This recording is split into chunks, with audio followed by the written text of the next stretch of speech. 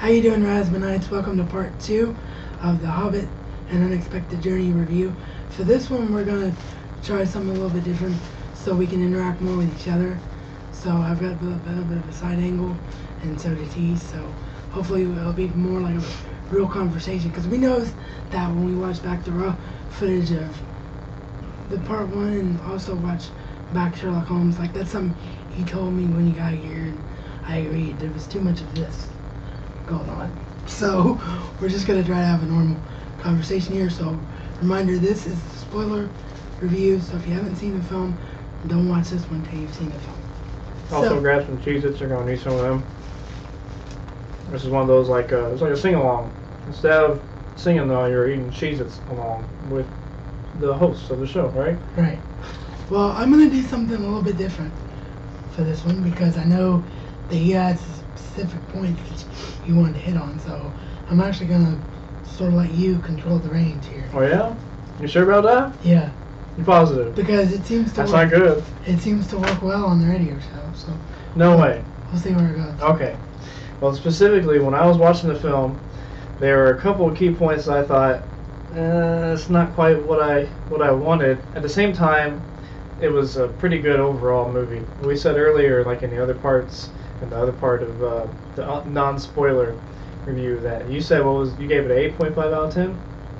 I gave it an 8.5 out of 10, but I was being generous because I understood what it was trying to do. I wasn't really judging it on a straight adaptation. Like if you do that, yeah. It goes way down there. I said it was a 6 out of 10. And there are very specific reasons for that. When you sit through the movie, yeah. It's 2 hours and 49 minutes long, 48 minutes long, somewhere around there, I think. Yeah, and that's without word of whether or not there's going to be another extended version. Yeah, that's the theatrical release. And, that's actually shorter than The Fellowship of the Ring and The Two Towers and The Return of the King. The Two Towers, Fellowship of the Ring, they were like 2 hours, 58 minutes, 59 minutes, 57 minutes, somewhere around there. Right at 3 hours, pretty much. And The Return of the King was like 3 hours and 30-something minutes long. And, we watch those, The Fellowship of the Ring, The Two Towers, and The Return of the King even, they don't feel that long. I mean, you're engrossed in the story, you're into it, and you don't feel like, oh, it's been 3 hours. However, when you watch The Hobbit, even though it's shorter, and not by much really, but even though it's shorter, it feels very long. It did. A lot longer than it was. The first viewing, it definitely did. When we did the IMAX, it seemed like it was faster paced to me, but maybe that's because I'd seen it before. Maybe, I don't know. And I knew what was coming. So it felt long both times for me, and I thought, this well, is a long movie. Let's talk about that really fast. Okay. And then I'll turn back control over to you, because I don't want to forget that we did see both versions, both regular 2D and IMAX 3D. I don't know if IMAX was worth it. I mean, to be honest, because the only reason that I wanted to sit through it twice is because I heard about the difference in frame rate, 48 versus 24, and it seemed to us when we were watching it that the projector at the Green, where we went here in Dayton, that was a 24 frame projector, I think, at the IMAX version. Well, we couldn't tell the difference anyways. The IMAX at the Green, I don't know if it's like a real IMAX or not. Well, it is. It's not like a full planetarium. Well, yeah, but they only do that for documentaries. For film, that's the size screen that you get in IMAX. Because I saw The Dark Knight Rises that way. I saw Men in Black 3 that way, and I saw The Avengers that way. When we watched it too, I noticed immediately some differences, minute differences than a regular screen. I know it bends around a little bit, but specifically it looks like it's zoomed in onto the screen. Like it gives like a small zoom, magnifies the screen, I guess because the projector's closer or whatever to fit the screen, the way I set it up. Right, but because they do that, it cuts it off. It cuts off the top and bottom. Also the 3D aspect, it's made, the way that screen is made to look like the 3D more realistic. Like when the rain was falling in the film, it was like it was right in front of your face. Yeah, and speaking of the 3D thing, we didn't actually have the best seats in the house for the 3D. Well, I noticed that. We didn't, and that's the only drawback. I mean, that's the only IMAX theater I can go to, and really the best handicap seating theater that I have here in town, because I've been to every other theater, and all the rest of them are all the way in the back. Like very back row. So on a normal screen, it's fine because we're like, what, about four or five, 6 rows I think in we're the middle, somewhere like that. no, we're a little bit higher up. We're about 8 rows up, I think. It's like a stadium seating. There's it's like, about the midsection. yeah, really. there's like a section below, and then the handicap seating is Right. here in the middle, and then the rest of the seating is behind it. That's for a regular theater. That's for a regular theater. For the IMAX, for some reason, They set it a lot lower. They put the handicap seating like in the 4th row Yeah. of a regular. So we're like looking up, you know. I mean, And the only time I really sit down below in front of a screen is when I was younger. Like, ooh, I'm gonna sit down below the big screen. But then as you get older, you're like, I don't like straining my neck that high. Well, yeah. Just as an example, nobody's ever seen this except people that talk to me on Skype and this guy because he's my relative. But my chair does this. Mhm. It tilts back. Yeah, he cheated. I was literally watching the film like that the whole time. Yeah. So, you know, that's pretty bad. And I wish they would change that. And hopefully, because I know IMAX is catching on and people really do like it, especially people like Christopher Nolan, like he specifically shoots his films for IMAX. So I'm hoping that if it catches on, that they'll expand it and realize, hey, this is not fair to the handicapped people. Let's move them back in. Yeah, maybe we'll have a few better But theaters for that. overall, I don't know what to tell you is our point here, because I don't know if 48 frames per second hurt the film or it didn't. Because historically, 48 frames per second is just for action shots. It's not for the entire film. So I'm really curious, did we see that? Because if we did, it wasn't that distracting to me. There was only a couple scenes where it felt like the mouth was moving too quick, or the scene at the very end with the bird, where the bird is pecking on The stone. the stone. Yeah, his beak looked really fast.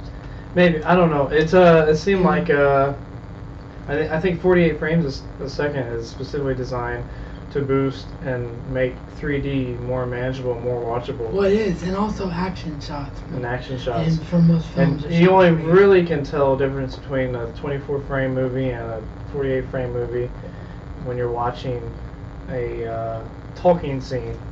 It will seem like they're smooth like butter, like it's real life, and that detracts a little bit from the movie if you're not used to it. Right. I mean, like, you ever seen like a 240 not frame rate, but refresh rate right. on TV? That's, it's like that kind of thing. It just refreshes so fast that it's like, that seems really smooth, and it takes you out of the moment initially because you're not used to it. Well, but it works, once you get used to it, it works really well for sports. Yeah. No, Once you get used to it, it's going to be like, oh, that's just normal. It's not going to detract that much. Yeah, so maybe that's what it was. Maybe like the opening scenes seemed like they were talking like really fast, but then as the film went on, it didn't bug me. I didn't even notice it at all. I was looking for it. I didn't notice it. That's just me. So, I don't know. We don't know if it was actually a 48 frame projector. We don't know because we didn't have a chance to talk to the manager like I wanted to, so we don't know. We don't. What we're judging now on is whether or not the film overall in 3D is worth it, because we can't really talk about the frame rate. So I like the 3D aspect because I think it helps some of the action. And They definitely made some shots around the 3D. I think it really helped bring out the details too, like Bilbo's feet, for example. Like the Hobbit feet was fantastic in IMAX. That it was just fantastic. So that was the whole film. We just came there to see the Hobbit feet, and that was it. You know? Right. Like, oh, Hobbit feet, yes. Yeah, but I enjoyed it for the most part. Like, overall, it wasn't distracting. The thing that was distracting are the problems with the film, which we're going to get into now. But just to wrap up this little mini discussion, like, what's your opinion overall? Should people see it in 3D or no? Yeah, you can watch it in 3D. It was designed for 3D. There are specific shots for 3D. The 3D is not detracting from the film, and it's not like it didn't feel gimmicky at all like some other films. It was entirely shot for 3D, designed around 3D, so the whole story is written for, I guess, 3D. So if you're gonna see it, you may as well watch it in 3D. Yeah. Whether you want to see it or not, though, that's a different tale. I would say you could watch it, and it's a worthwhile trip, but you may not like what you see. It's a good film. It's not a great film. And we're gonna talk about why it's not a great film. So, reins are off, man. Go. All right. Well. Go. Right. Like I said, it felt long, right? It felt very long. It did. It especially the first viewing. It felt like, okay. It just felt like it wouldn't get into it. This goes on forever. Like the best scene is toward the end, which anybody that's read the book can guess. That's when the riddles come in. Oh yeah. With Gollum and Bilbo. That's the best scene in the entire film.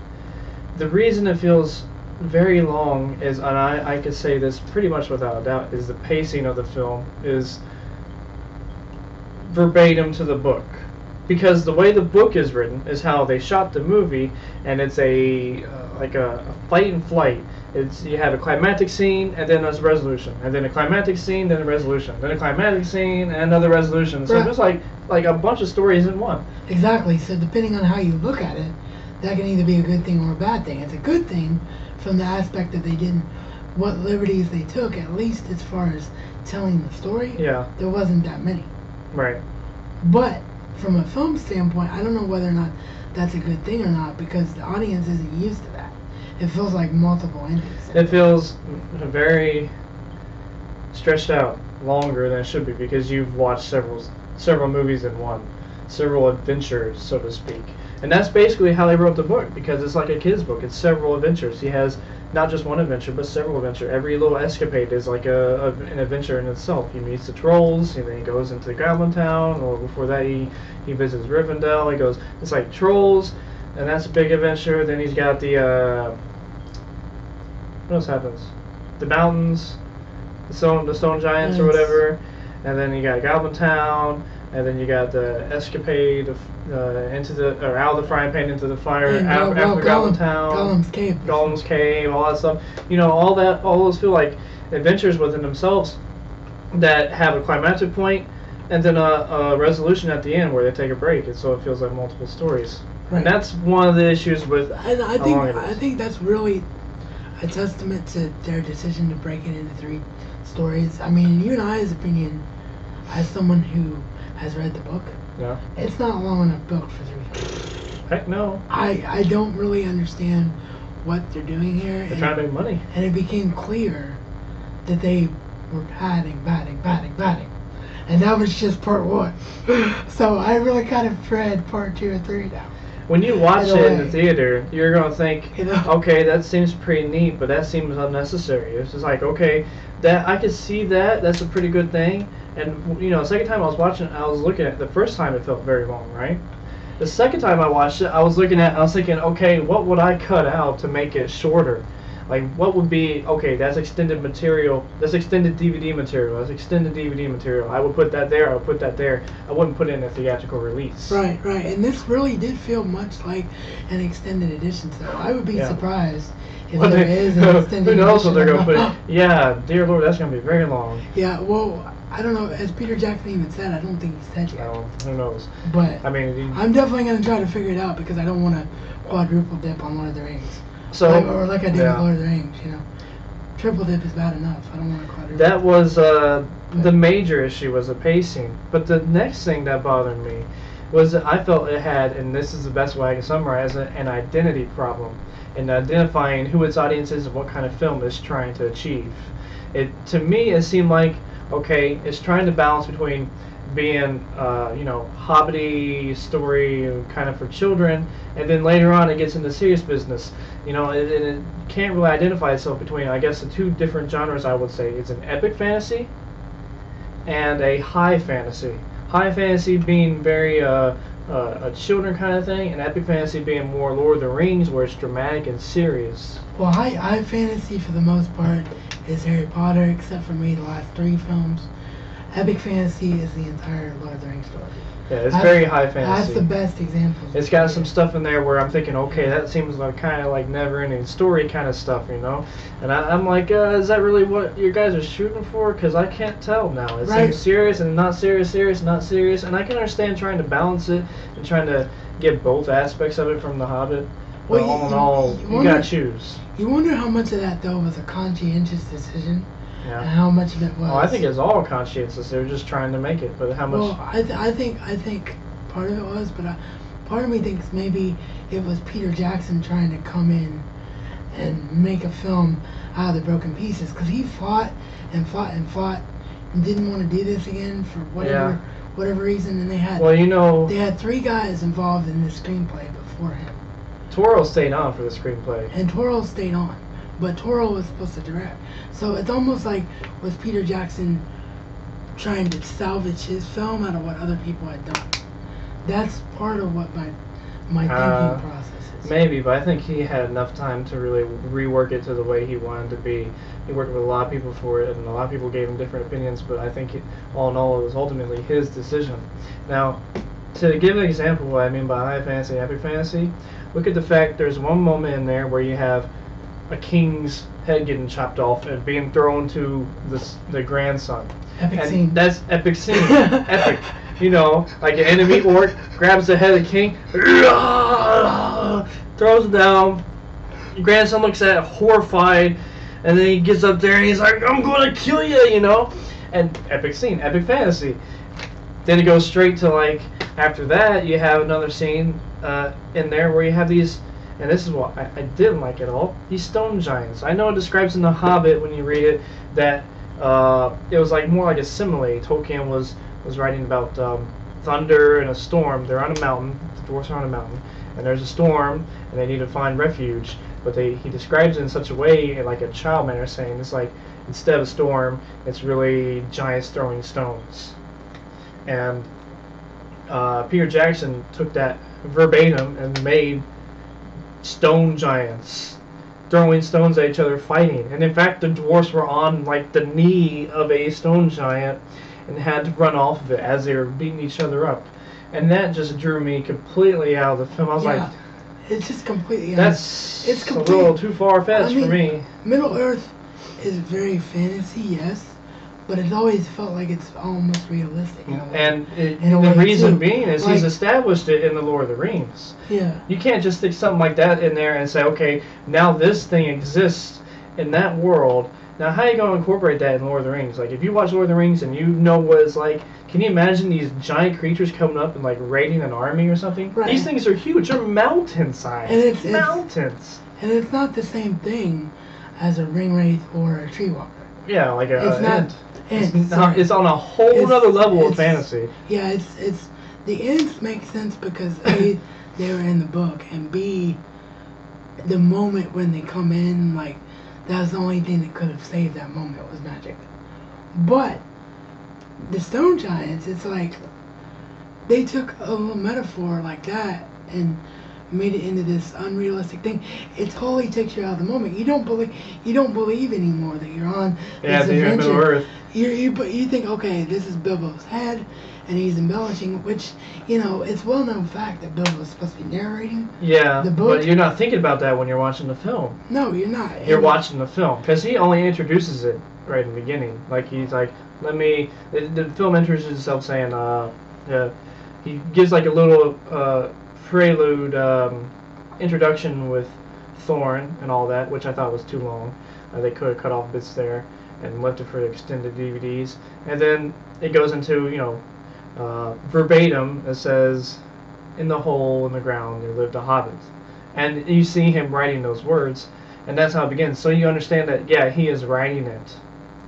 But you don't think about that when you're watching the film, because it doesn't go back and cut back and forth between him writing it. Well, yeah, it's part of the story where Gandalf says to him, "You're gonna have to embellish your adventure a little bit." It's right. Every good adventure deserves embellishment. I think it's so. A lot of people feel like when they read the book and even see the film to a certain aspect, a lot of people feel like only parts of it actually happened and parts of it are just Bilbo's memory embellishing. Well, the way he writes But the it- book too, he writes it in a narrative form. Like he narrates the thing. And Tolkien is writing as Bilbo, I think, in The Hobbit, and Right. and it's like him narrating it. But my point is, even knowing that doesn't excuse No. what they did with the stone giant. It just seems Because- it pulls you out. You're like, these can't exist in Middle Earth. No. Get them out of here. No, there's no way.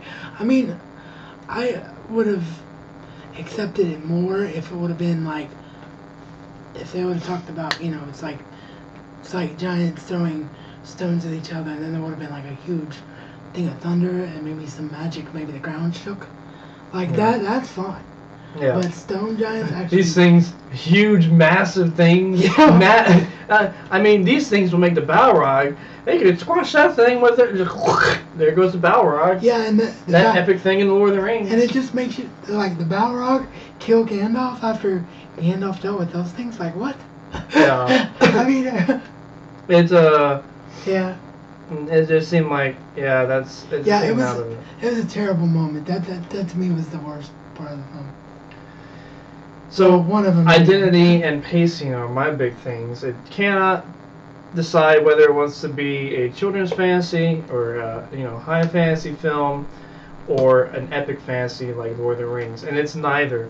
It tries to be both. It's not epic and it's not very high fantasy. It tries to be both, and you can't do that in the film. Even superhero films make a conscientious decision. Like, are we doing a Dark Knight, Man of Steel kind of thing, where we're making this seem like it could be real if these people existed? Or are we doing a 1960s Batman, completely campy? Over the This top one ridiculous? feels more campy than serious, and I think if you're trying to go and see a Lord of the Rings film in The Hobbit, you're not going to find it. You're going to find a campy version of the Lord of the Rings. Yeah, it's almost like campier. It's almost like a parody of itself. That's the way the book is, though. So I mean, Yeah. I do give it a 6 out of 10 for a reason. I'm not going to give like a 2 out of 10 because it's epic fantasy. There are good things about it. There are good things about it, but they took too many liberties. Another one is Radagast the Brown. I mean, Radagast is super campy. He's super campy and he's also complete fabrication of Peter Jackson, because in the book He's only mentioned. He's only a passing mention. But in the Lord of the Rings, he's actually written in that he didn't put in the Lord of the Rings. Right, so it's like he's taking elements from Lord of the Rings and trying to shoehorn them. Maybe, I don't know. He's adding him in to give a reason to showcase things that were only mentioned in The Hobbit, like the Necromancer and that whole adventure there in Dol Guldur. Yeah, and that's probably going to be in part 2. That's definitely going to be in part 2. Because it's like there's no other reason for them to justify 3 films unless they add another. You have to add that whole Gandalf adventure, which is going to be interesting to see on screen, and that will definitely be a much more serious. And that much I don't mind, because Peter Jackson is a Tolkien fan. Like, we're not sitting here dogging Peter Jackson. We're saying I don't think he knew what kind of film he wanted to make here, but he is a Tolkien fan. So if anybody can pull this stuff out of his brain, like, I'm not scared of it. I just don't know if it's justified. I think the introduction is much more campy than later on. As the story progresses, he gets much more serious in The Hobbit. Well, Same thing with Lord of the Rings. He does.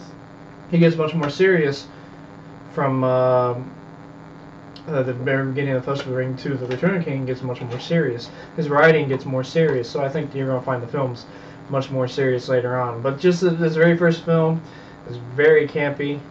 But there are some good things about it. What are the good things that you find? Well, I like how, despite all the additions, I like how in big moments it was verbatim from the book. I mean, you could sit there and quote the lines before even seeing the film. Particularly the riddles. Every riddle wasn't, and Chris is getting texted or paged or something.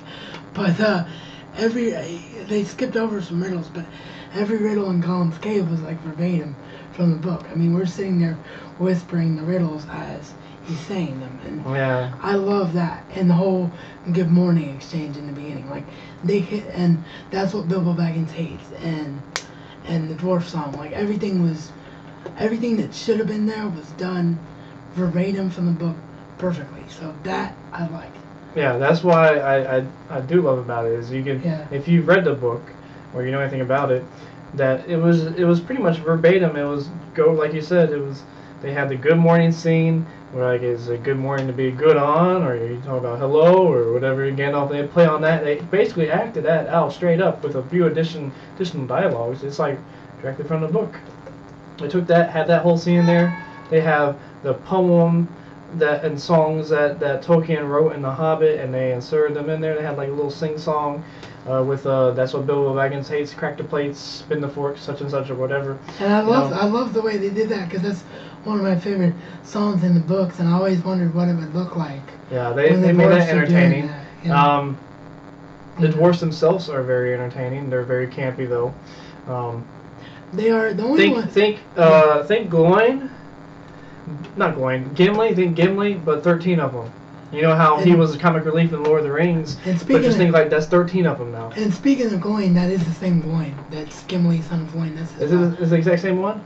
Then from the Fellowship of the Ring that was in there? Because he was in there in the Council of Elrond. Right. Was it the same guy? Yeah. Same actor? Are you sure? I'm pretty sure. You don't know. I don't know either. I'm pretty sure. But I know You're just making it up. I know it's supposed to be the same character. Anyway. Oh yeah, it's the same dude. I mean, obviously, yeah. You had Gloin, the father of Gimli, Gimli's son Gloin. Yeah, the riddles were excellent. They were few that were taken out, but the riddles were all really good, and the scene was very cool. The riddles in the scene was fantastic. The only thing I don't like is when he's struggling over the exorcist one. I mean, I liked it, but funny. But the fall was too comical. This guy laughs at Gollum anyway. You laugh way too much. I know, but it's just you dog. You'll be laughing in the middle of the most serious part in the Lord of the Rings with Gollum. He'll be struggling, and now you're saying now that is actually a laughing part. You say it's not serious enough. But it's just because of you hypocrites. I am being a hypocrite. But I'm gonna explain my reasons for it. It's because when I read that book, I was like maybe 10 years old or something. Yeah. Like that the first time. And that character scared the crap out of me. So I'm expecting, if this film is going to be verbatim from what it comes on the page, I'm expecting to be a little freaked out by Gollum. I mean, I know the character already got established in Lord of the Rings, and I wouldn't change a thing about it because it's fantastic and Andy Serkis is a god. But I fell down, Andy. Yeah, but just for that one particular scene, I think that there shouldn't have been as much comedy, because there's just little teeny tiny bits of mention of him talking back and forth between the Smeagol and Gollum in the book, and the Hobbit. They don't really embellish on that until they get to Lord of the Rings. In the Hobbit, he's more like matter of fact, trying to get Bilbo out of his cave so he can eat him. I mean, he's every time Bilbo beats him in a riddle, he just gets more and more like in his face, ready to kill him, ready to eat him. I wasn't freaked out, and I expected to be freaked maybe out. Because the character has already been established in your mind as a comical character, so you can't see it any other way. Because to me personally, I felt it was perfectly balanced, especially with the way they've already established a character. The character is just like the one you see in Lord of the Rings. You see Gollum there, you expect Gollum, and you see Smeagol there too. That's the difference, is that in The Hobbit there was no Smeagol side. I think it was just straight up Gollum. Right, that's what I was trying to get at. But I think they suck in Smeagol and they made it entertaining for the established character that you expect to see. It is good. It's my favorite scene in the I like I thought it was balanced well between being threatening and funny, but that's me. Yeah, don't get me wrong at all. I mean, it's my favorite scene in the entire film, and he and I have been quoting lines from that scene for 4 days. You've been cracking up on it. I mean, this guy. Little scrumpsels. this guy's a cook, and he could do the voice. So we're sitting there at kind of like our early New Year's celebration with the family at my Aunt Vi's house yesterday. This guy made most of the food, and so with everything I ate, I was being his food critic. I'm like, is it tasty? Is it scrumptious? There's a line in there where you don't see Gollum. He's hiding behind it where Bilbo is. You just hear an echo in the cave of his voice. Bilbo's trying to solve one of the riddles. And he's like thinking about it, and Gollum / Smeagol is is goading him on, or goading him on rather, and he's saying things like, "There's a tasty, there's a scrub sauce, there's a crushable," you know, and he gets into it, you know, and the last thing get up, the sword's like, no, give me a second, you know, things like that. Yeah, I mean, it's a wonderful scene. It didn't have the same impact on me as I expected it to have. So that's just a personal hang-up, I guess, that I gotta get over. Yeah, but I liked it. I think that's a good scene. So that was in there. I like that. I like the dinner scene, like you said, the with the crack the plates, don't crack the plates or whatever, business spoons or whatever. Yeah. That was good. The intro was okay. All that was good. I felt the intro was too long. And Thorin, you know, even though he's a lot older, the actor they chose, and when I pictured in my head, I think he nailed his performance. I think he's the best. That was good. Mm-hmm. He's perfect for that role, I think. They all had distinct, well, like we said in the non-spoiler review, they all had very distinct roles and distinct personalities. Right. A couple of them I didn't like. I thought they overacted, but the other ones were pretty good. The ones that did have lots of lines. Yeah. So, I mean, the film is good. It's just not great. I mean, if they would have figured out what kind of film they wanted to make, and then figured out, okay, what's extended material and what isn't, we could have made a 2-hour film that would have been perfect. I think I could go home, take the film, and when it gets on release on DVD, and start editing it and cut out scenes and say, okay, here's your theatrical release, and make it a bit better than what just by cutting out scenes. I was honestly thinking about doing that. I mean, I don't know how to upgrade my Blu-ray drive on my computer, but if I could figure it out, I was honestly thinking about, because I have a Blu-ray drive on my PC, I was honestly thinking about doing that myself. Yeah, unnecessary things that you could just get rid of. That was, there were plenty of times where I'm thinking, okay, like when I first saw the film, I told you where I thought it ended, right? I said, right after Rivendell, they're getting out there, and they're getting ready to go out on their little hill, and they have the dwarven theme in the background, and I'm thinking, okay, that's the end of the film. Yeah, because he kind of forgot the trailer and forgot that Gollum was in it. I didn't think about it. I was in the movie, and I was like, wait a sec, it's still going on? Really? Okay, that's good. I'll watch some more. And then later on, it's like, oh, still going on? Oh, still going on? Wow, that's a long film. But yeah, that's why I give it a 6 out of 10, is because of identity issues and pacing issues. But the pacing is not his fault, it's the book's fault. It's Tolkien's fault. It's the book's fault, and it's also him. I guess because he adapted it verbatim. It's also him embellishing and things that he shouldn't have embellished. What else was good in there? The trolls were good. The trolls were very good. The goblins very funny, very campy. The goblins were very good. The Goblin King was fantastic. Goblin King is a little too fat for me, personally. But the character... I did not picture him that way. But the character himself was fantastic. He's boss nass, like I said. The acting the other one was spot on. Oh yeah, the acting was good. And I love the end line from the film. It's like right out of the book. When they're celebrating that Bilbo's alive, and Thorin hugs him, and he's officially a dwarf, surrogate dwarf. And then they're talking, and I forget exactly what Thorin says, but Bilbo's like, yeah, you're right, I really do feel like the worst is behind us. And then you see the dragon coming out of the dory, and that's how the film's is zooming in on his eye. Like, I thought that was a perfect ending. I love that. Yeah, and that's another thing that always felt like it was long. The resolution felt like like I did say, there was multiple climactic scenes and multiple resolutions. The resolutions seem to be consistently the same. It's Bilbo talking to Thorin and having a little quiet moment. And he's done that 2 or 3 times in the film. He's just sitting there like, yeah, whatever. Then he has another thing. Then it's again. It's like okay, that definitely ended the film. And then later on, it's like, well, I guess not. Okay, now it's in the film. No, I guess not. Even though it seemed like you guys settled on something. Oh, okay, now, really, still going on? Yeah, but it just makes you wonder, because of how late they ended the first film. It just makes you wonder, is part 2 going to be nothing but padded stuff? Like, are we going to get any of the meat of the Hobbit at all in part 2? Are they going to wait till part 3?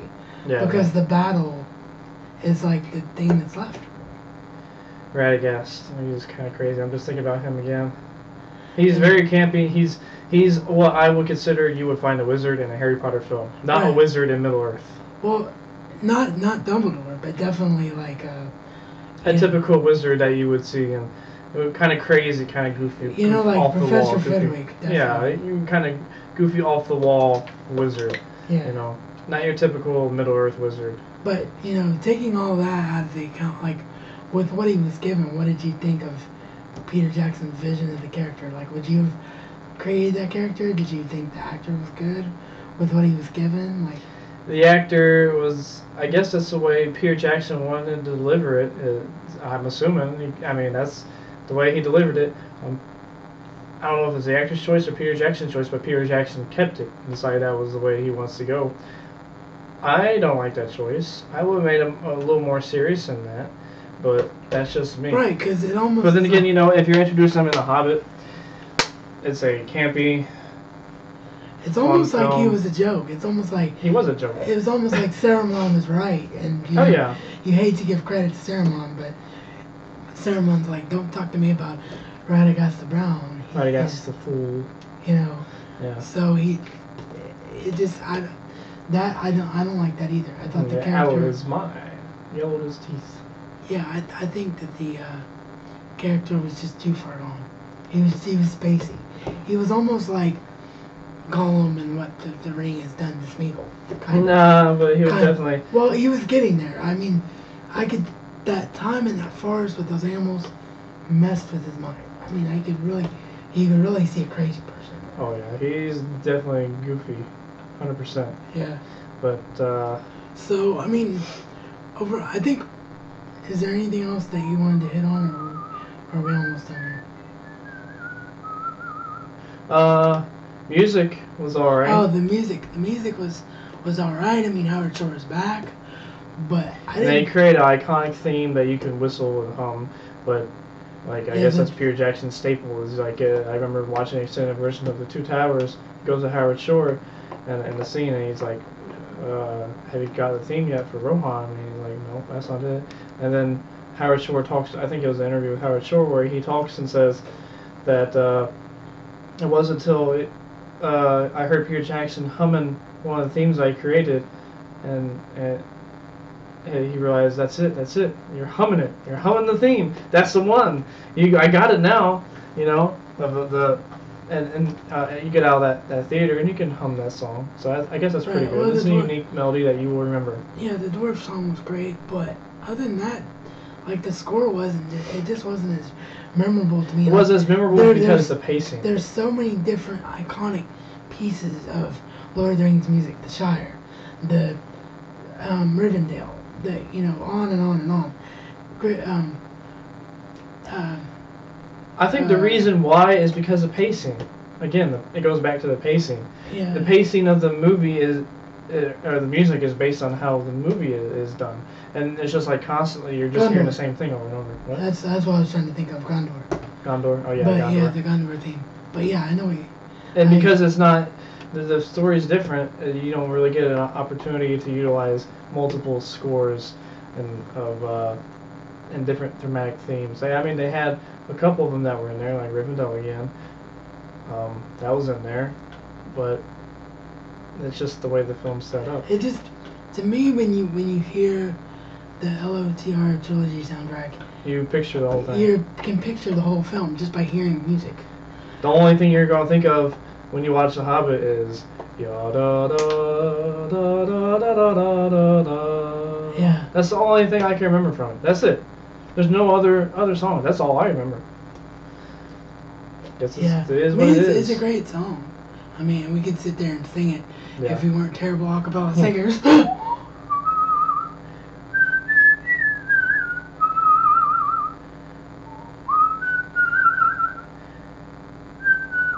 Something like that, I don't know.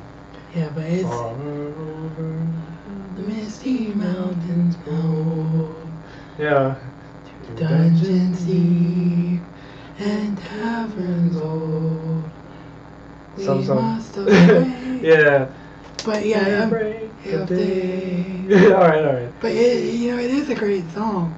But to me, it's kind of disappointing. That's the only thing that you take away from musically, because I'm big on that and you're big on that. I mean, people don't know that because up until this point you haven't had a camera, but now thanks to me you do. You have one of these babies, so I better see you make your own channel soon, and I'm sure the viewers will agree.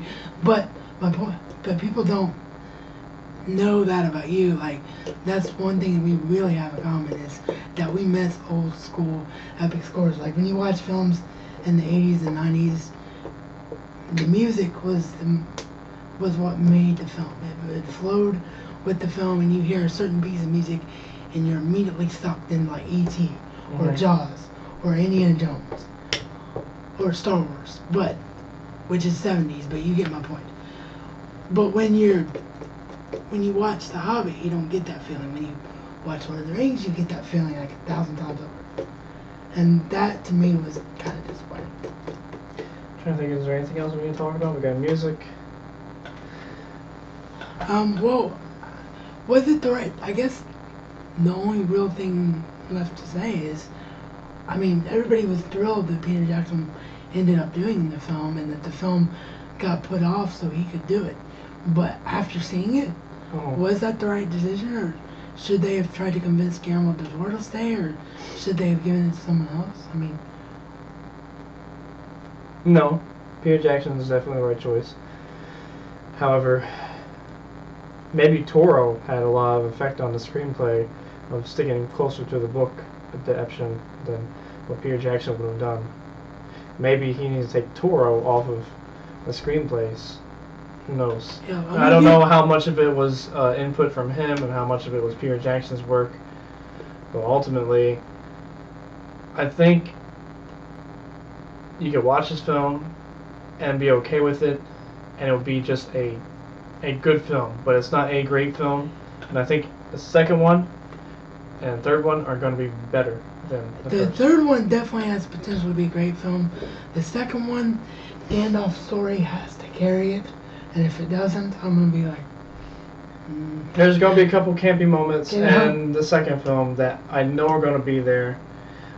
Particularly the dwarves escaping from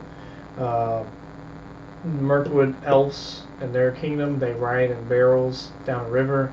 That is pretty campy. That's as campy as you can get, you know, for a Middle-earth tale, so to speak. So that's going to be in there, and that's going to be pretty campy, but there are going to be very serious moments that I think we're going to see in the second film. I don't know how far it's going to go, but I'm pretty sure they're going to save the most climactic point for the very last film, which would be the Battle of Five Armies.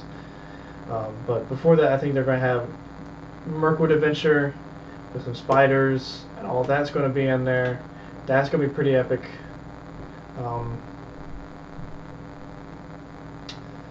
But yeah, that's all I got to say about it. Yeah, well, that's pretty much it. I think we pretty much, you know, got it all out. So we'll see you together in a year for The Hobbit Part 2. Hopefully, this guy will be back before then. Like maybe he'll make it for the reunion. Maybe we can do Iron Man 3, which should be epic. Man of Steel, which should be epic. You know, there's a bunch of epic films in the summer that if he can make it here for, I definitely am going to wait and have a partner with it, because I think it'll be much more entertaining. And maybe we can review the Game of Thrones, a Game of Thrones, because you're getting into that. It's not a movie. I am getting into that show, and I love doing TV reviews, but my problem right now is I don't have HBO, and I don't have access to your HBO Go all the time, so I'm just going to have to save up the money and buy the Blu-rays. So maybe I'll have seen the entire show by the time you get back here. Maybe that'll be the entire show up to what's airing now. Well, it's going to air. It'll be airing. Season 3 will air. We'll have like 3 seasons to cover maybe by the time I see you again. But yeah. Quick, can you name the dwarfs? Oh gosh. Okay. Dory, Nori, Ori, Biffer, Buffer, Bumber, Thorin. Thorin, Ori, Biffer, Buffer. Bumber, 6, Thorin, 7. Thorin. 7 out of 13. Feely Killy. Dwalin. Ballin. 11. Oh, I can't remember the other 2.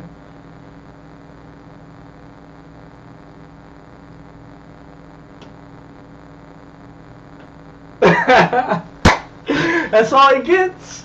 In his mind, the adventure only contained 11 dwarves. That's a condensed version of the Hobbit. You know, cut out 2 dwarfs, so it'd be a little more condensed. Yeah, I'm completely blanking. You know, annotations. You want me to do it for you? I got this. He's got it. Do it. Biffer, Buffer, Bomber, Dory, Nori, Ori, Feely, Killy, Dwallin, Ballin.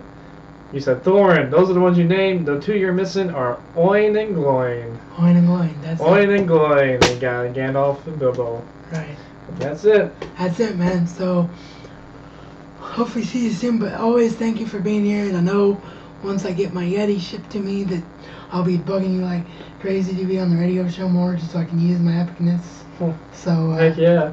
Gotta review some games. I've played a few games here and there. Yeah, so, thanks. And I think, yeah, I know that you don't know if your opinion's good enough by yourself, but I think once you see the epicness of the C920 in person, like when you're looking at it on your monitor, I think you're going to be enticed to it for videos. That's what I think's going to happen. But with that, this is the Razman and Chris, and check out our official program channel and sponsor Handi Enterprises Inc, your productivity and communication specialist. All company contact information is always down below in the description box. Thank you for sitting through our epic ramble for a not so epic movie. And anything else you want to say before I sign off? Play League of Legends.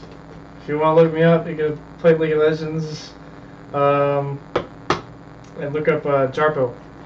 Jarpo. There you go. I'll put the League of Legends. If you don't know what that is, look it up on YouTube and find out. Yeah, I'll put the info It's in everywhere. the description box. This is reality according to the Razman, and Razman style is not just a catchphrase, but a way of life.